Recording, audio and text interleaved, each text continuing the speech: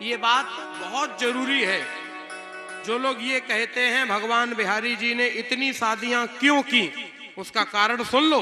पहले कारण जानना बहुत जरूरी है। किसी के भी ऊपर बोलने से पहले उसका कारण जान लेना चाहिए। भगवान बिहारी जी ने शौक में नहीं करी इतनी शादियां। उन कन्याओं को भगवान ने मुक्त करवा दिया और भगवान ने कह दिया कि जाओ अपने अपने पिता के घर चली जाओ। तो वो कन्याएं कहने लगी, प्रभु हम दूसरे की जेल में रही हैं, दूसरे के बंधन में रही हैं। अब संसार का कोई पिता भले ही हमें अपनी पुत्री स्वीकार कर लेगा, लेकिन संसार का कोई पति अब हमें पत्नी नहीं बनाएगा। हमारा तो जीवन व्यर्थ हो गया। तो तुम चाहती क्या हो? प्रभु हमने कहीं सुना था। क्या? बोले जिसका संसार में कोई नहीं होता है उसके आप होते हो। हमने ये सुना था, जाके कछु और सहाय नहीं, तिनके तुम ही रखवारे हो। पितु मातु सहायक स्वामी सखा, तुम ही एक नाथ हमारे हो। हमें तो ये पता था कि जिसका संसार में कोई नहीं होता है उसके आप होते हो।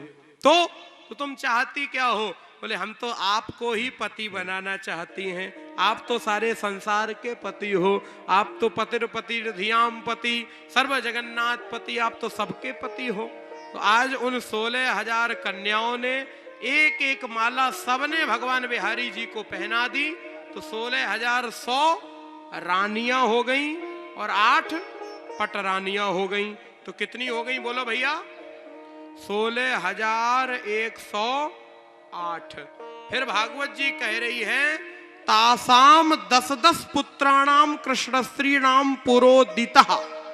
उन 16,108 रानियों में सबके 10-10 लड़का, और फिर उन लड़कन के 10-10 लड़का, और फिर उन लड़कन के 10-10 लड़का। 1,61,08,15 लड़का और नाती। हाँ, हल्के में नहीं लेना साहब, बड़ा जलजला था उस समय। लगभग 56 करोड़। हाँ, आसन यदु कुलाचार्य त्रिंसा कोट्या सहस्त्राणाम अष्टाशीति शतानीचा। 3,88,00,000 अध्यापक केवल इनके वंश को पढ़ाने के लिए लगाए गए। जलजला था साहब उस समय यादव लोगों का। यहाँ तमाम यदुवंशी बैठे हैं। हाँ, जलजला था साहब, 56 करोड़। खैर जलजला तो अभी भी कोई कम नहीं है, बस ये है कि ब्राह्मणों को खिलाने में कुछ कमी है, तो अब ठीक हो जाएगी। बोलो गोविंद भगवान की। 56 करोड़ यदुवंशियों का वर्णन आया है महाराज।